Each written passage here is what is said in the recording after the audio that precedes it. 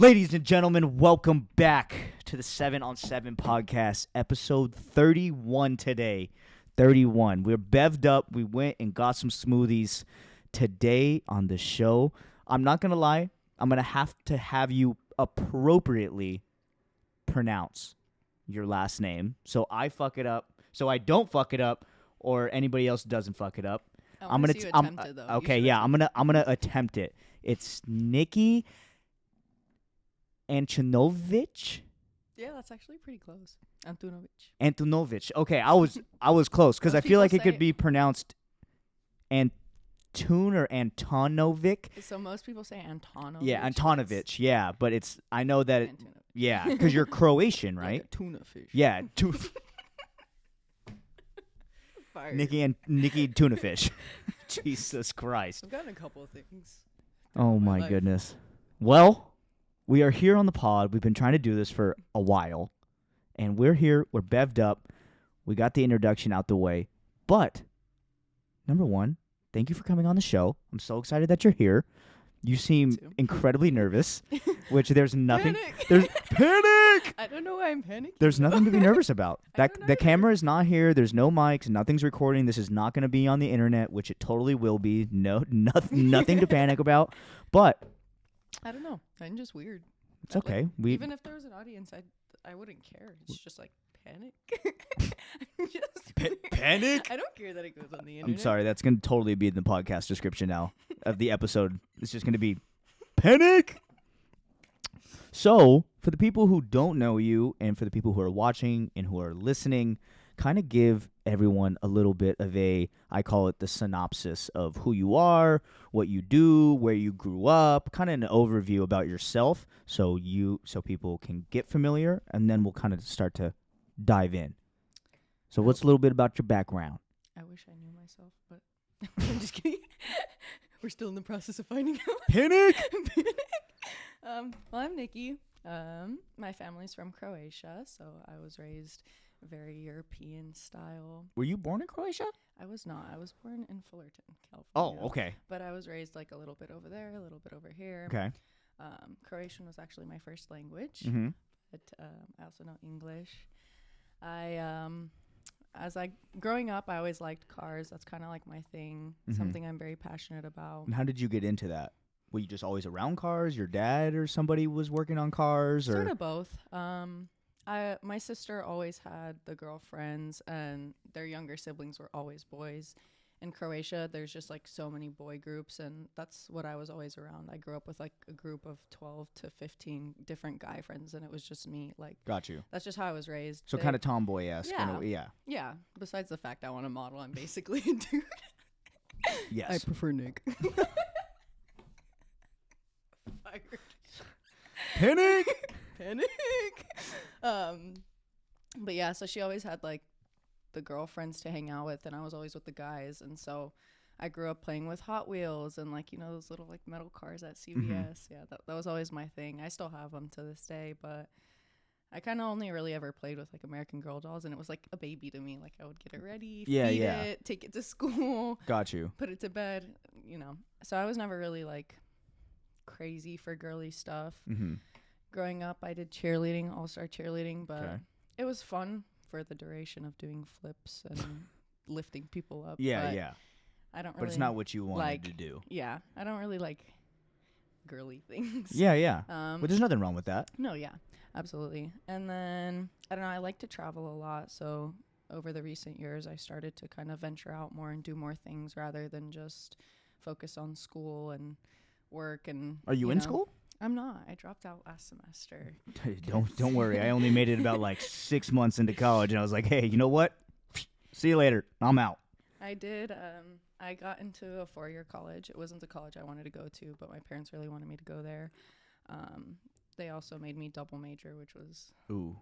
But I did finish 4 years of school in 3 semesters. Okay. I had 2 classes left, so I was supposed to graduate my second semester of my sophomore year of a 4-year college, but the school was like kind of screwing me over. Like they wouldn't give me my classes. They're like, oh, you need to go to this counselor and this counselor and this counselor to get it approved in the first place, and then we can give you a faster enrollment date. But by then it's like it's already gone. So I was like, it's so much of a headache, and like it's not what I want to do in my life. Like I always knew I wanted to do business or some sort of like entrepreneurial thing. Like even during COVID I started some things, but I knew I wasn't meant for like the 9 to 5. Like I want to do something creative. Like my mind constantly runs all the time. It's like it's just something I want to pursue in my life. So well, like, I mean, it seems like you're pursuing it. Oh yeah. Yeah, she said, "Oh yeah." Panic. Panic. So you kind of had the tomboy-esque kind of childhood per se. That's how you got involved in the cars. You were always kind of like more drawn to it. And then did the school route, didn't like the school route, knew that you didn't want to work the 9 to 5. I mean, I relate to that wholeheartedly. I knew since I was like 8 years old, that's never what I was going to do. And I was going to figure out how I could make sure I don't do that.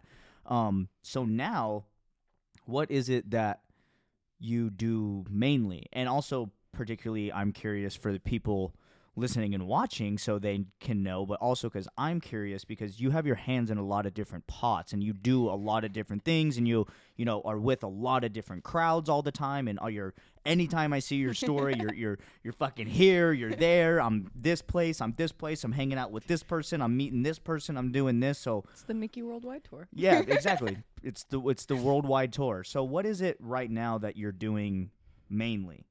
So one thing I forgot to mention also is like in 8th grade, I kind of hit the point where I was like, I want to do business, but my biggest thing is I want to model because my mom's sister also is a model in Germany, and she's modeled for like some big name brands too.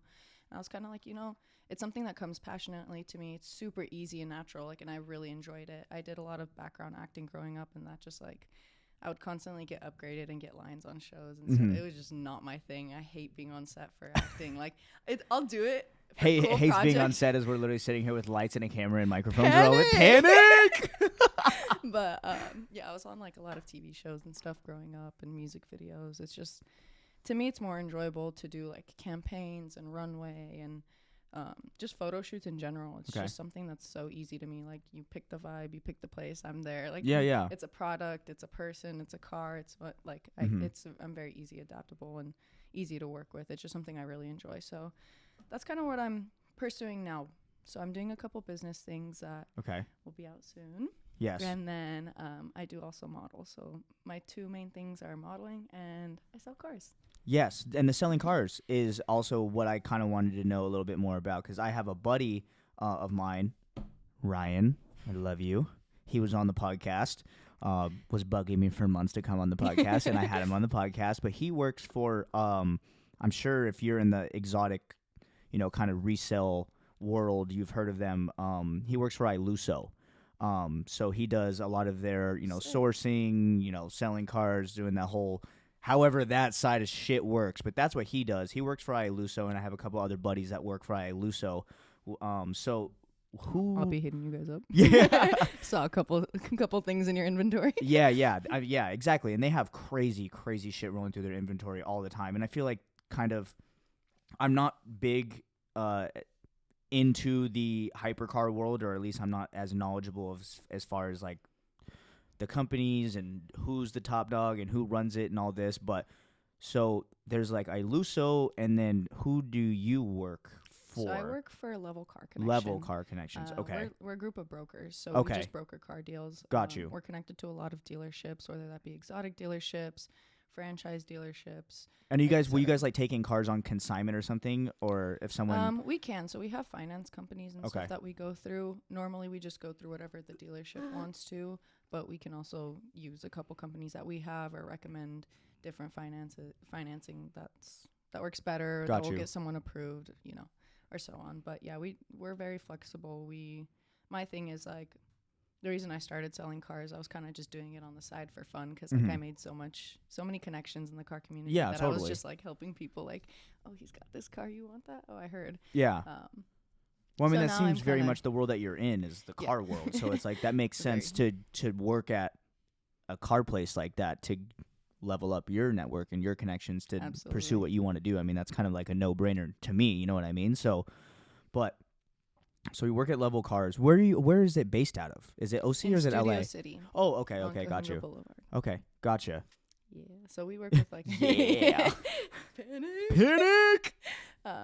So yeah, my thing is like I prefer exotics, but I can do anything. So I can help anybody source whatever budget they have, whatever car they want to sell or buy, whatever spec. Gotcha. I have a lot of stuff that's off market just through like the networks that I built, like exotic cars that people don't want listed on the market. Yeah, they Or want to do private people seller. know, yeah. Or people know that they took care of their car and they want to get a little more than what the market's at. Like I help them do that kind of in a way. Got you. Like all these dealerships will be like, nah, you can't get that much. I'm like, yes, they can. Yeah, totally. Never go like, to a yeah. dealership. That's kind of like my thing is, it's not to like short people or try and make the most money off someone. Like to me, it's like, I don't know. I'm enjoying them get the delivery of the car more than me getting the money, you know? Yeah, like yeah. to me, it's like not to make a bunch of money. It's like, you know, get paid on the side for like what I'm doing for helping. But for me, the most enjoyable part is to be able to help someone find that car that they're like, oh, I really want it, but I can't find it. Yeah, totally. Like, because I built that network and that base and I know exactly what to do. It's so fun. Yeah, it's rewarding. You're Yeah. helping someone get in the car that they want. You know what I mean? Working on some pretty big deals right now, so those will be absolutely massive if they go through and just Totally. Yeah, being we were able to talking about take- some of them. yeah, being able to take delivery of these two cars is going to be really good for the brokerage and for like my brokering. It'll be fun. One might be overseas, so we'll see. We'll see.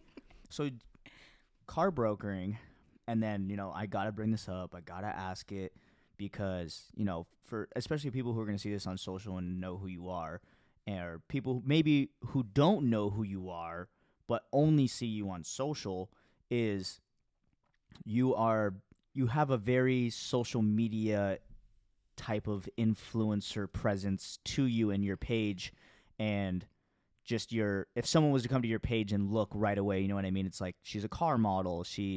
Does I'm just a dog. a shit ton of content, you know, like you push out an unbelievable amount of content. And, you know, also something that I want to ask because I think it's super cool and I kind of want to pick your brain on it just because I think it's very relevant to everything and everybody who listens to this show, is the aspect of going viral. Because you had a video recently that is what, at now 3 million? Yeah, 3.2 million. Yeah, 3.2 million, which is Panic. panic, which is viral. That's viral, you know. I mean, I don't know what the classifications as far as numbers are as viral, but over 3 million views to me seems pretty viral. And you were kind of talking to me briefly when you got here off camera that when that video happened, you like got it's like an insane amount of new followers, and then, you know, I feel like stuff starts to exponentially grow, especially when you have a video that goes viral.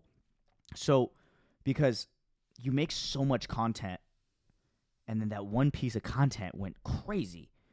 What was that like to have that piece of content go super viral? Because you know what I mean? I feel like No, everybody yeah, that makes absolutely. content, and that are, whether you guys are artists or models or content creators of any sort, that's always the goal, is to have a video go viral because of the repercussions in a good way that happens usually when you go viral.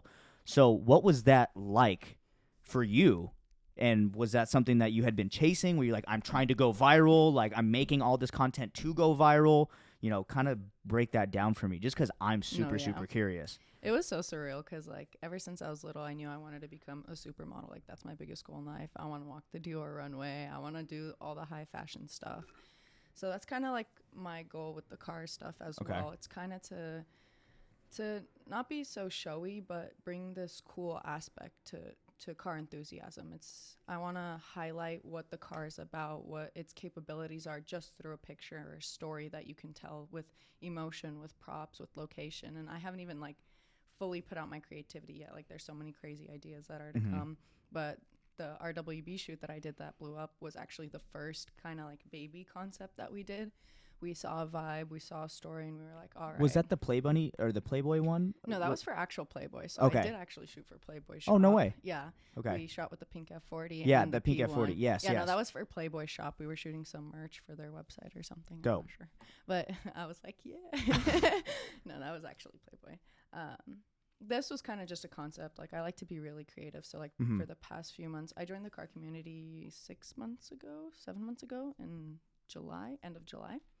And ever since then, like, my friend was like, push for content, you know, like, I've been working with him since day one. Like, I was his first model, and I was kind of helping him get his, like, photography out. And we've always been like, you know, like, we're going to get there one day. Like, I'm going to be doing fully photography. You're going to be, you know, modeling. Yeah, yeah. So we were always like, let's race to 10K. Like, who's going to get there first? And I had, like, such a different concept of it when I was younger. And it's just something I always wanted to do. I always wanted to have a platform to be creative and being able to network with so many people. And because I travel and I just, like, get into conversation and then, like, open up so many doors, I want to be able to, like, give that to other people too and help other people grow, because sometimes people don't have full creativity or full opportunities to do so. And kind of creating a platform and meeting so many people would help me do that for others as well. Because it's like, someone needs this, all right, I got you, I'll link you. Like, that's kind of like my goal besides everything else. So it wasn't so much like chasing virality in that sense for personal growth or it is, but it isn't, because you're trying to chase virality in the way of not a selfish way, but kind of a way for people to, but to give back almost in a way, because then you've built a bigger platform to help, you know, people that you've worked with in the past, you know, photographers or other creators, like put them on, give people an opportunity. You know, a photographer wants to work with you or something, you know, you have a bigger platform because of the virality that ultimately helps them. Yeah. Okay, so I get that. It's just like something where I can fully unleash creativity, and I have the opportunity to do so, and the connections to get the cars, go to the certain places. And that RWB shoot was insane. Like, all props to my photographer, Alan. I don't know his exact app, but he's awesome. Like, I've been following him for a while. He definitely deserves a bigger platform than what he has. Like, his work's insane. He does all kinds of, like, commercial work, brand work, shoots, videos, and his work's just insane. He does, like, cool, like, product shots that you would normally see on a commercial, or even better than some commercials. And I'm like, damn, like, you deserve to be doing this for the rest of your life. That's kind of what I'm trying to do, is just, like, reach that. But I don't think I'm ever going to take it for granted. Like, being a model, you know, like, not in any sort of greedy way, but you get complimented so much. And to me, it's like each and every single one I take in, and I'm like, oh shit, like, they said that. Like, that means so much to me. Like, it keeps me going. It keeps me growing. Every comment, I try and go back and I either like and comment. Like, most times I'll try and comment back, but, like, on that video that went viral, even to the people that were hating on me, like, I was having fun with them, like, commenting funny things back, just, like, nothing, like, too rude, but, like, just funny stuff. Like, I was just sitting there having a giggle, but I would reply back to every single comment. There was, like, maybe 2,000 comments now. I replied to almost every single one.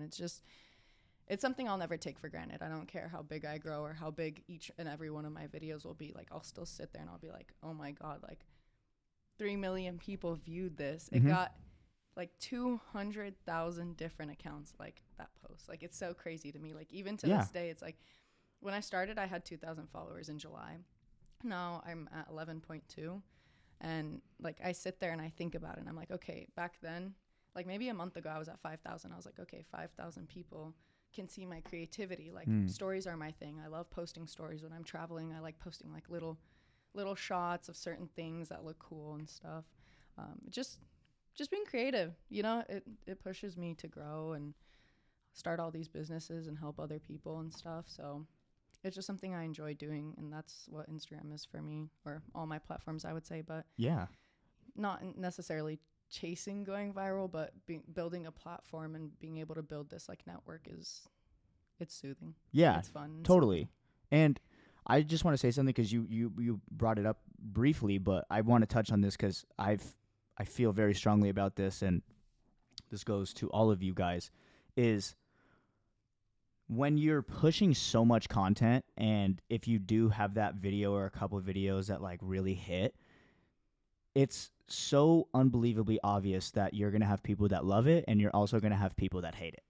That's the nature of the world. Not everybody's going to like it, and there will be hate comments or whatever that is. And I've talked to some people too where I know that actually really bugs people, is like when people comment something negative, and, you know, I've posted stuff.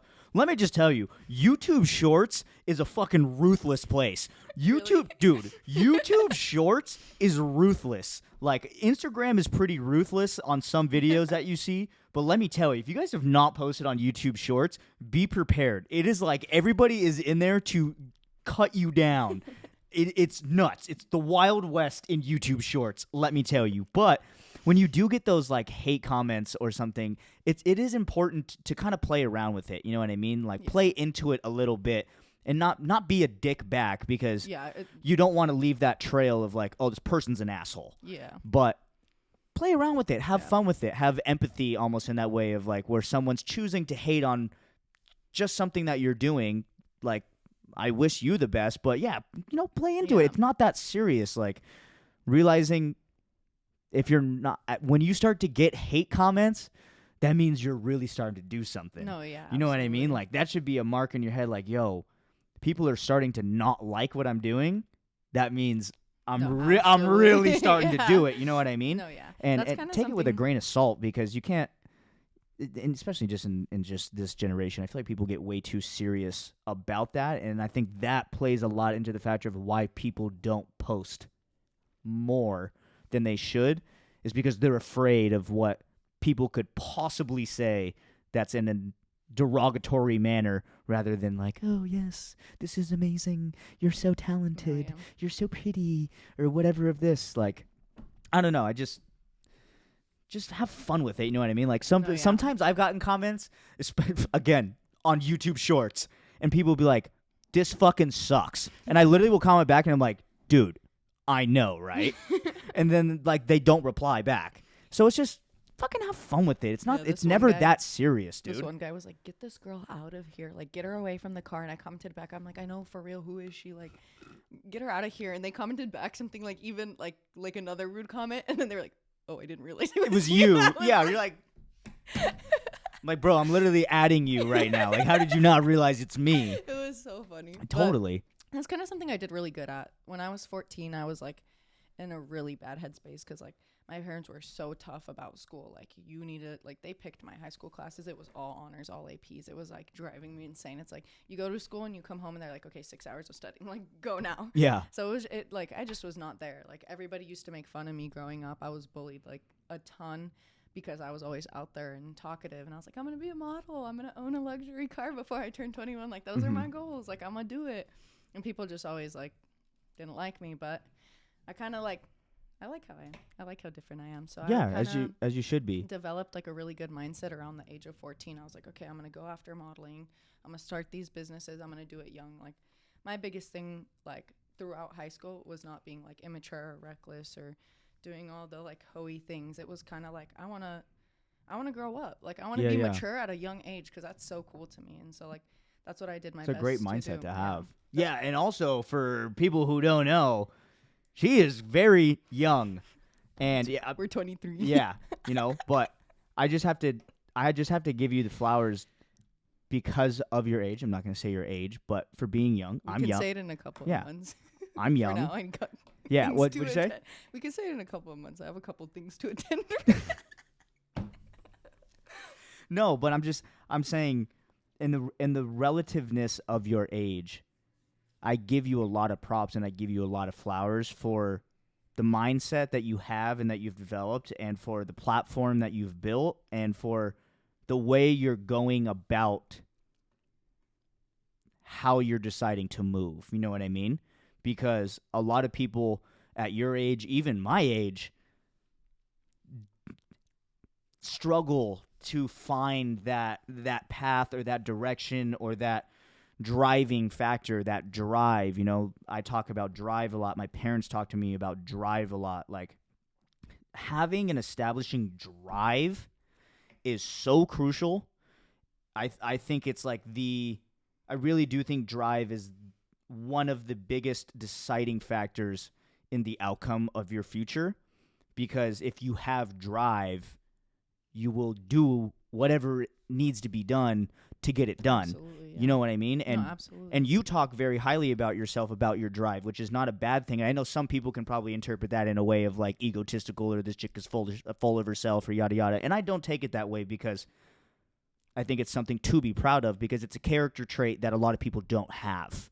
I did really good at like cultivating this mindset at such a young age. I was like, like I don't want to be dealing with my emotions so much. I kind of want to be able to learn, like, I don't know, process things at a different way of life and relationships and friendships. So it was kind of always just like those goals that I had like sent me to it. Like wanting to become a supermodel at a young age is like it's a big goal. The best thing you could possibly do though is like, because everything when you're like up, when you have a platform, when you're modeling for these big companies, anything when you're younger will affect that. Like they always come back for everything. So I always just held myself to a standard. Like I never really went around doing things with guys, never really started drinking until recently. Like wasn't reckless in high school, wasn't doing stupid stuff, wasn't sneaking around my parents or lying or any of that. Like it was always kind of just like, I'm going to learn skills that'll benefit me in the future. I'm going to learn another language while people are out partying. Like that's what I did. That's kind of always just been my thing. So that's a very good thing to have. Good mindset. Yeah. And then like just how hard my parents were on me, I was always able to keep a positive mindset. I was like, you know what?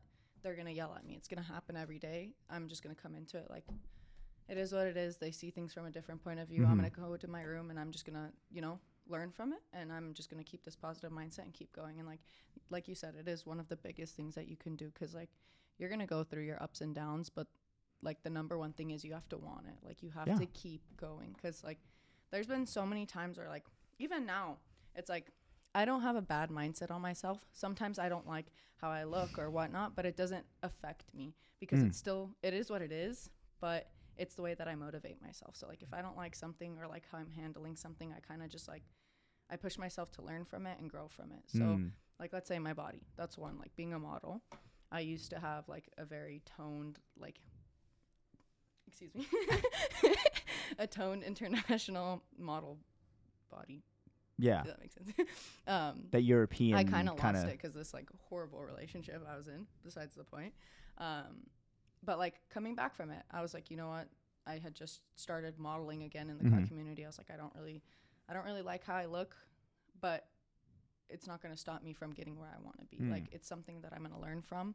It's not something that it's going to affect anybody else. It's not going to affect anything I do because it is what it is. Yeah. Like, I can only improve from here. So I've used it to start working out again. I used it to start eating healthy and cooking again to, sometimes you just don't feel like putting on like a cool outfit and you're just like, I force myself to. I'm like, just put it on, go out and have fun. Like that's what matters. Like you're going to go and do something rather than sit inside. So like I've been able to like just process things a little differently to where it doesn't affect me anymore. Like people's negative comments, my own like thoughts, sometimes like it just doesn't affect me. It's just, but your ability to process, sorry, and I don't mean to interrupt, but I'm just very intrigued, is so your ability to process things differently in the way that, in the examples that you're giving, and for example, you are motivated by maybe something that like you fucked up on or that you don't like, something about your mindset or your body, for example, and that your ability to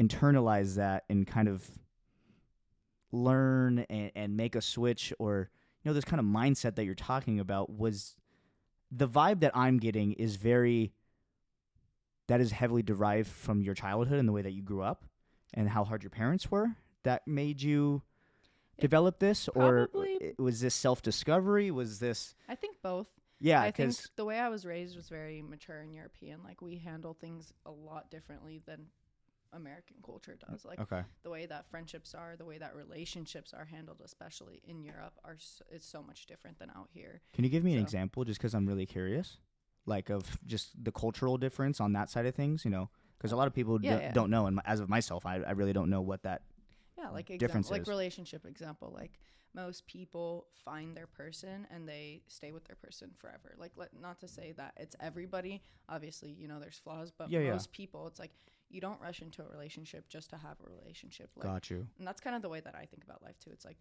love comes, like you can't force finding a relationship. Yeah, it's cool to flex that you have a boyfriend or that you're buying each other things, but at the end of the day, if it's flawed, then sometimes it isn't the best thing to rush into, even from the jump, just because a lot of people are vulnerable. But in Europe, people kind of like fight to make it work. Like you know, you wait a little bit. If you guys are liking each other for a while, then you make the move, then you get married. Like, it's common over there to be like engaged for longer and to be dating for longer and then get married. Got But- you. Excuse me. No. Panic. Panic. That shit was good. Yeah, right. No, the smoothies are super fire. Interesting. But okay. kind of just in that aspect, it's like you don't really like give up. Things are just handled more maturely, I would say. Like, not so emotional and erratic. Like, it's kind of just like, you know, you make it work. Like, you meet each other at that middle point. You handle it maturely, like adults. Same thing with like friendships too. Like, you fight with somebody, you'll fight for a little bit, but usually they come around and they, you know, you talk things out, whether it was crazy or not. It's just kind of like Got you. how things are processed. Like, you mature at a younger age. You do a lot of like adult stuff at a younger age, especially because like it's kind of allowed. Like, they don't really care. But at the same time, you know, that's just the way that I think. So I think that aspect I did bring to myself, but I do also think of life very differently. I feel like it's like outside of Earth. Like, it's crazy because like we can literally we can accomplish like anything. an existential experience. I don't know, man. I don't know how to explain it, but it's like if you really think about it, humans created everything, so we can do whatever we want. We can accomplish whatever we want. Like, there's no really way to prove that everything in the textbook is everything in the textbook. Like, how do we still don't even know the extent of like life and what this earth is and stuff. Like, yeah, we discovered some things, but it's like, you essentially like look what was created in this world. It's like you can create anything. It's kind of crazy. I don't know. It's hard to explain sometimes, but You a big manifester? maybe. Star tattoos, and was that a 111? Yeah. Yeah. But oh shit. I don't think manifesting in a way that it's like people look at it and it's like cringy. I think manifesting is more so envisioning what you want in your life in front of you and putting it to work. It's kind of just like playing out what you want to get in front of you. So like, yeah, maybe you can just randomly one day wake up and be like, yeah, I want an F40. I want to have this job and this job. I'm going to manifest it. And then just be like, I'm manifesting it. Like, it's like, no, you have to envision it in front of you and you have to work for it and just keep envisioning it. And I think that's what manifesting really is kind of just like envisioning what you want to get or what you want to accomplish and making it happen.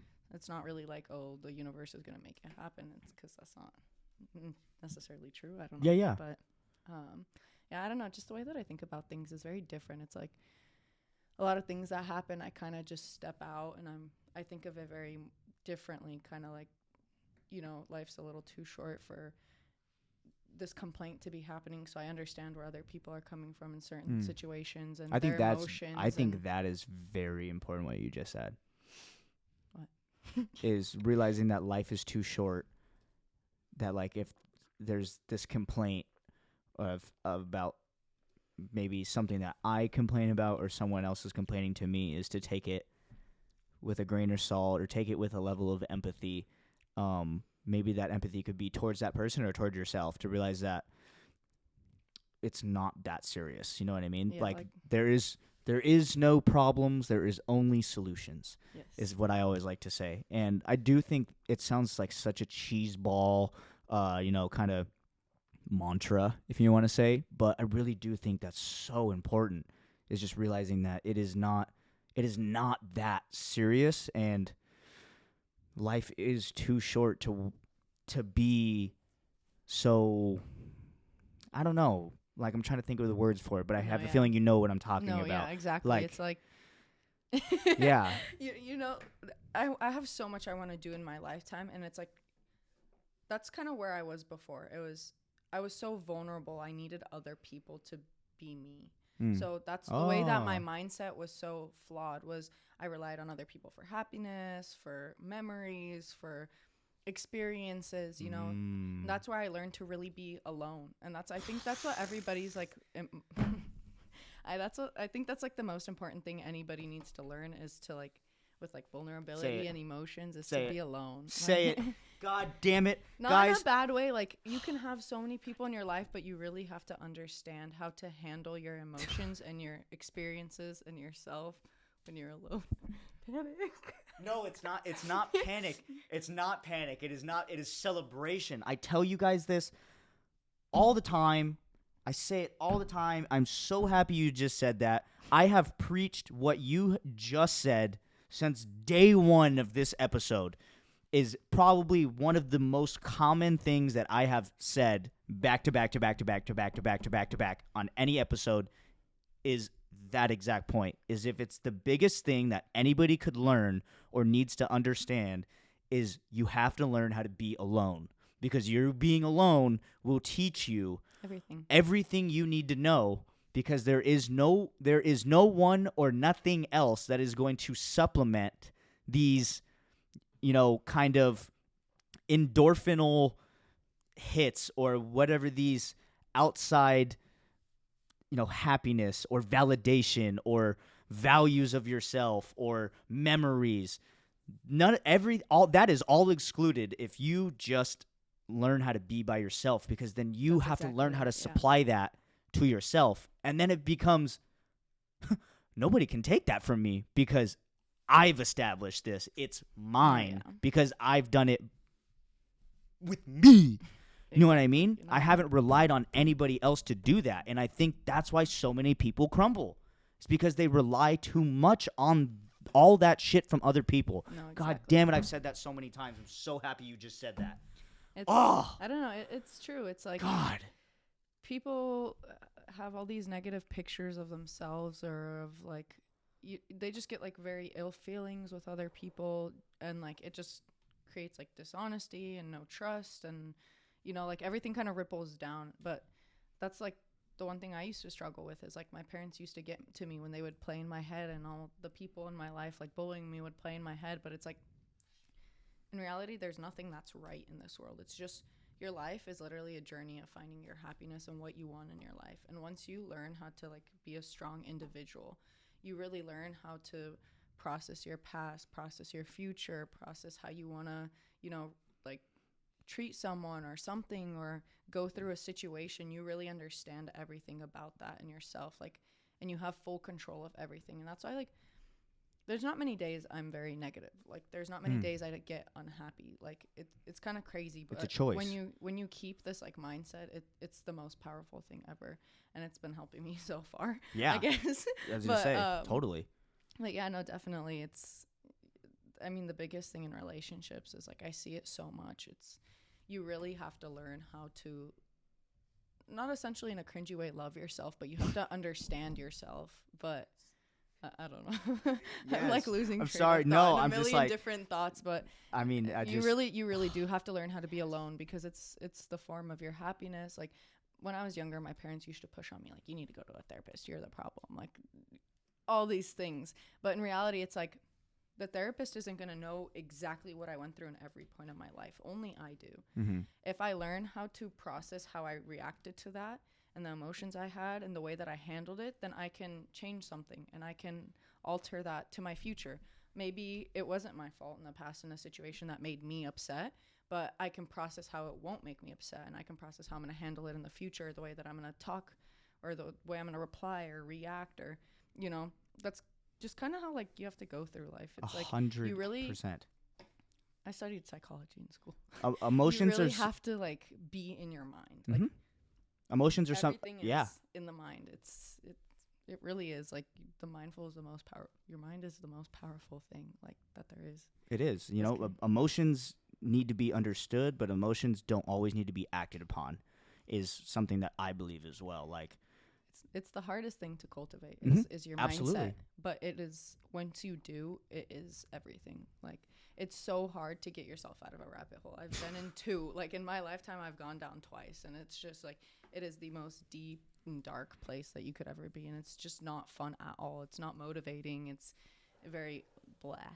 But once you, like, learn how to really be in your mind and process everything, like, I'm constantly processing everything, like, all the time. Like, if I'm quiet, if I'm talking, like, everything's just running my mind. mm-hmm. Whereas some people just don't really, like, think to process certain stuff, and they'll only process, like, the important things or the things that are necessary. But it really is everything. It's how you go through your life. It's what you experience. It's the opportunities that open up in front of you. It's the way that you handle things, the way that your happiness is. It's the way that you accomplish things. Mm-hmm. Everyone should try. Yeah.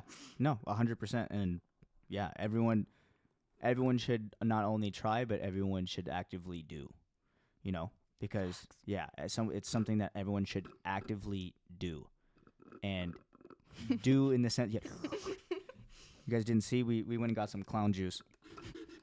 Wait. I know we're just gonna turn this into an ASMR podcast. Mercedes. Yeah, she's speaking some fucking language I don't even know. Well, it's Croatian. It's got to be, or Ukrainian. It was Mercedes. I just said Mercedes. It's Croatian. Hey. Yeah, it's Croatian. So I have a question for you. Just No. because. I'm just kidding. Yeah. Question. No, sorry. Yes. Actually, I'm leaving right now. No, because I've had, it's something that also for this podcast alone, I've been trying to get more of is just women in general, because I think, I've had obviously a lot of men on the podcast, and I've had a decent amount of women, but I think it's always amazing, and I love sitting down and having conversations with women that are in the creative or that are entrepreneurial, that are chasing their dreams, doing their stuff, because I'm all for it. I fucking love it. But I do think, or I do feel that there can be a stigma to being a woman in a lot of different industries trying to do your own thing. And obviously, if I'm speaking out of context or I'm out of line, let me know. But that's how I feel it. That's how I can see a lot of stuff gets perceived, or that, if young women that want to do this or want to build this or get the opportunities to do this or make the connection that puts them in a place to do this, they probably did this, or someone gave it to them, or they slept with somebody, or this and that. And obviously, It's not always true, but it is sometimes. Exactly. And that's what I'm saying is I feel that is true, not all the time, but it is a lot of the times from what I see, or just and that's why I was always like why I wanted to ask you, because obviously you'd have a much better understanding of that than I would. And that's the thing with me. It's like all my friends know me. I only hang out with guys. That's just how I grew up. Yeah. It's the way that I process things. It's the way that I react to things. Just how I go out and venture and do stuff. It's just who I, Yeah, so you click with. Yeah, you click with. Easy. Same similarities. We like the same things. That's just. And my biggest thing is like in the car community. It's like I know things that have happened. I've heard everything, and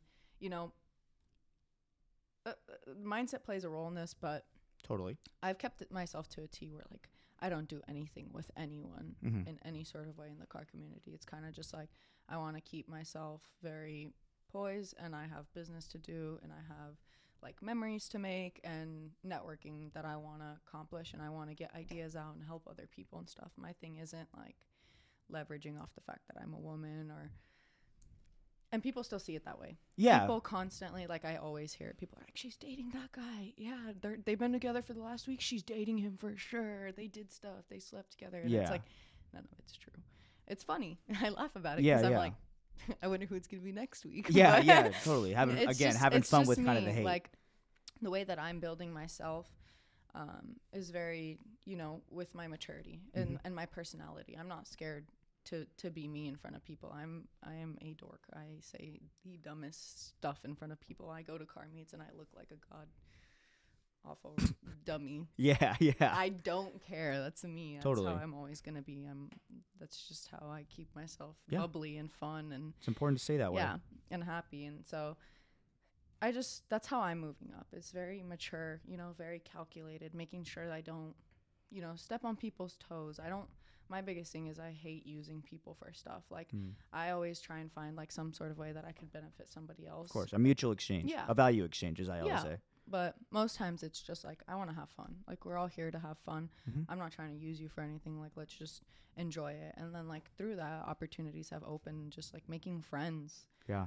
That's honestly all it is making friends for who they are as a person and not what they have. Because like a lot of my friends are like, oh yeah, this person's like asking for this from me, or this person wants this. I was like, just be careful. Like, like at the end of the day, if you lost everything, I'd still be there with you, because how you treated me as a person was what mattered to me, and how you were to me during my tough times. Like I'll be there during your tough times. Like it's cliche, but it's like the real friends stick around like that. Absolutely. And I've seen that so much. It's crazy. don't want to call people out. Yeah, but, no, you know, I'm not. like, We're not asking her to put anybody on no, blast. I know. but- I was like processing. Yeah. But it's so easy for people to get excited over things or know when a person has tangible things and not care for them as a person. It's like the tangible things are fun, yeah, and we all want them, but go get them because these are people. Yeah. You know, you're here to make memories with these people and have fun. Like, you're here to experience things together and learn things. Like, at the end of the day, like, it's just hard to explain. I don't know, but you probably understand. I don't know. Hard to explain in the way of what you're saying of. I'm like processing it in my mind with pictures and stuff, but I'm just like.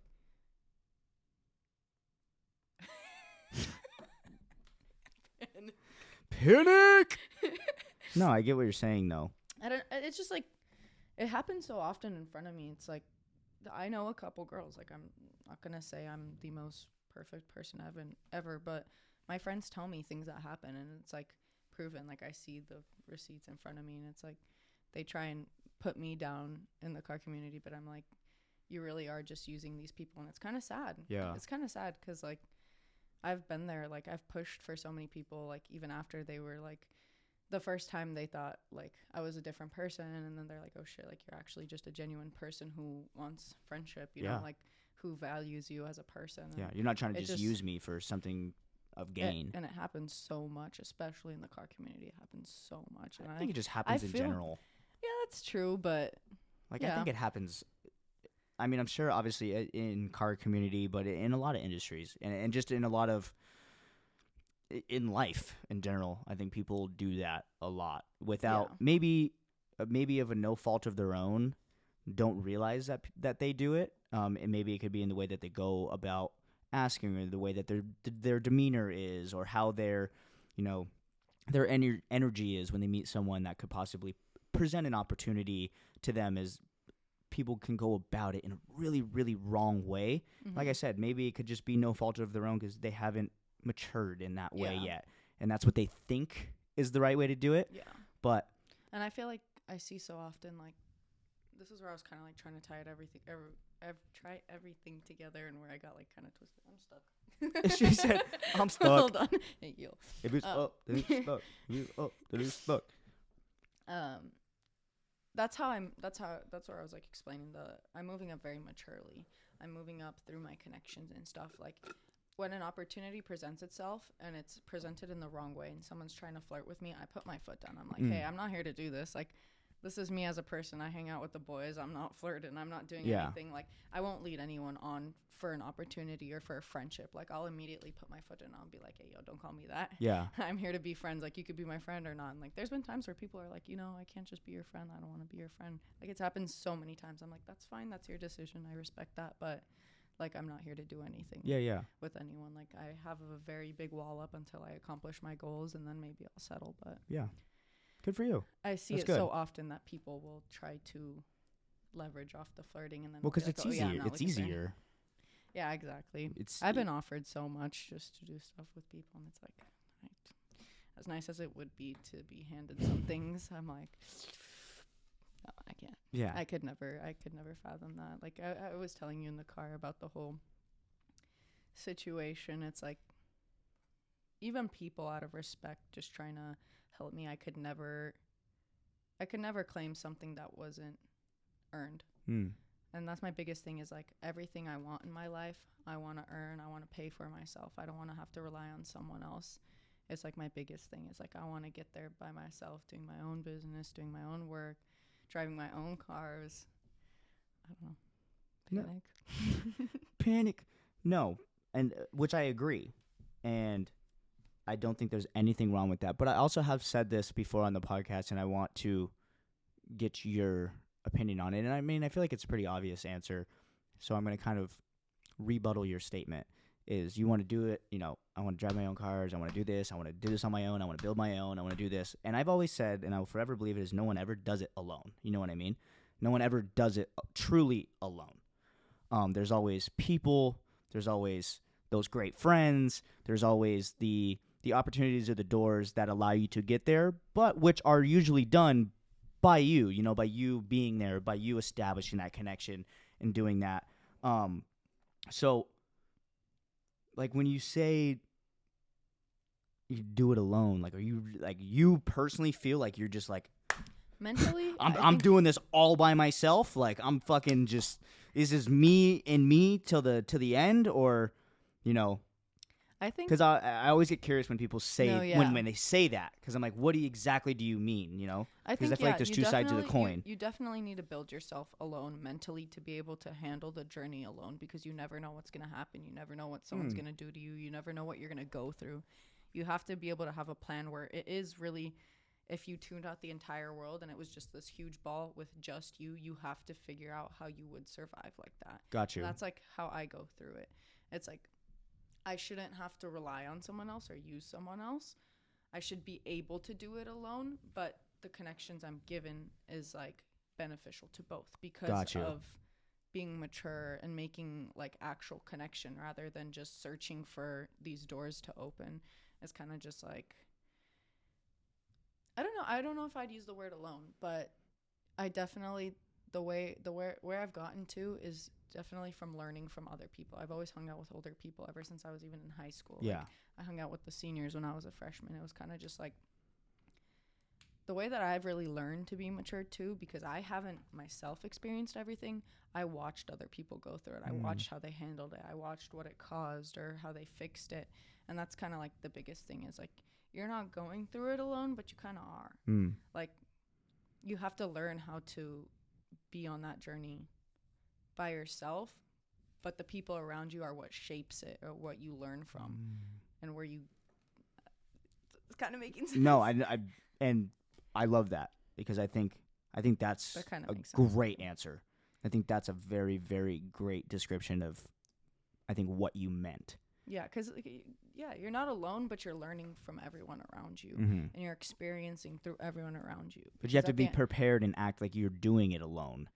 But if you're like very like, oh, I want it alone, like don't touch me. It's like you're not gonna learn anything. Totally. I know. I love that. Gotta evolve. Gotta evolve. Panic. So I'm gonna ask you a couple questions here now because we're almost an hour in already. No way. Yeah. No, I know. Shit goes by so fast. Everybody always says they're like, what? No way. I feel like I'll be here for like 20 minutes. So I'm going to ask you two questions. It's like the final questions that I ask everybody on every episode. Do you keep it tucked? Yes.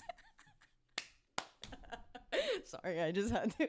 This is what I mean by You say, do you keep it tucked? I told you. I mean. That is so fucking wild. That is unhinged. That's an unhinged answer right there. I love it though. So, question number 1 is for you, and obviously you can say as much as you are able to say, but for everyone listening and watching, what's next for you? Like, what's the what's the evolution? You know, what's the next big thing? What can people look forward to? Because, like I said, you know, you've gained a pretty good following, and that trend seems to be only on the incline. So, assuming here you're gonna have an even bigger platform with a bigger reach and more people to see what you do. So, what is next for you? To not be where I am today. That's a great answer, actually. I love that.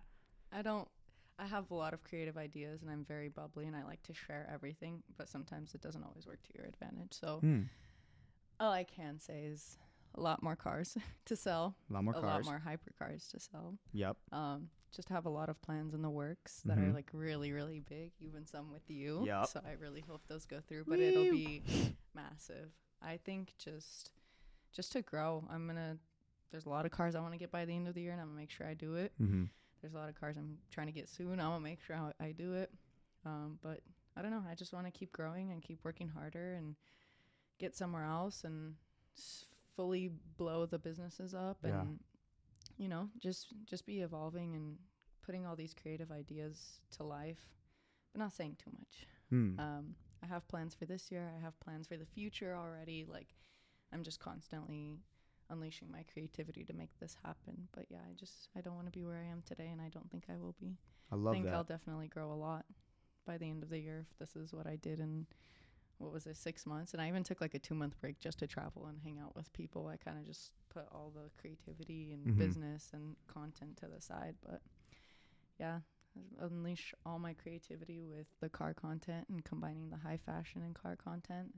Just some really cool ideas that I'm going to be doing soon that are insane. Yeah. So I do definitely want to keep doing that throughout the year and really fully show that side of me, because, you know, so far I've done like the few dresses and stuff with the cars, but that's not me. It doesn't feel like me. I want to really put the vision I have to life. But yeah, I just want to grow and not be where I am. I love that. That's a beautiful answer. That's like that. It's very, very quaint, but very powerful. But if you need a car, come to me. Yeah. I love that. So, final question of the podcast. Can be a difficult one, but maybe not for you, because you seem very emotionally intelligent. Rate the room on 1 to 10. Read the room, dude. Panic. Panic. So, it is the final question. Everybody gets asked it. It is 7 on 7's one life advice question. So if someone came up to you, someone you know, someone you don't know, a fan of yours, could be anybody, and says, Nikki, I need a piece of advice. I'm struggling. I'm stuck. I'm in that rabbit hole. I need a piece of advice. All right. What would that we'll one? Come back from the break. Yeah. What would that one piece of life advice you'd give to somebody? Yep. It's all right. That's hard. It's a hard question, but don't feel alone, because everybody gets asked the same question. I have a lot of advice, but let me think of like one. Yep, one good one. I don't know. I feel like keep thinking. What's the Jeopardy? Also, R.I.P. Alex Trebek. I don't know. I don't know. It really would just be like, your life is literally just a journey of happiness. You get whatever you want, make it happen, because nobody's gonna stop you from that. Just make it happen. Like, work as hard as you want. Go through the toughest things that you want, but you will always come out on top if you keep going. You'll find a way. That is just how it happens, is you find a way. And, you know, find your happiness. Learn how to be alone. God, learn how to be alone. I love that. It's such a familiar topic on this podcast. I had to fix 2 nails to be on this today. Even like no one's going to look at your nails? That's something else I do. If you ever want your nails done, I do nails. Look at that. We got a multi-entrepreneur over here. Well, Nikki, this was amazing. A fun one. This was amazing. Thank you so much. Yeah, look at that. We're almost an hour on the dot. Juiced up. Juiced up on 7. Juiced up on a 7 on 7 podcast. Juiced up. Flex the neck. If I do that, I'm going to pee. Yeah. Jesus Christ. Well, everybody, thank you so much for tuning in again. Episode 31 is in the books. Nikki, I appreciate you so much. Thank you for being on and sharing and just being real. We will be back probably next week. I'm pretty sure I got an episode next week. But in the meantime, that'll do it. We'll see you guys soon. I love you guys as always. Remember, if you enjoyed the episode, share it. Send it to your mom. Show your dog. Anybody. But until the meantime, we'll see you next week. Love you guys. Peace. Bye. Panic.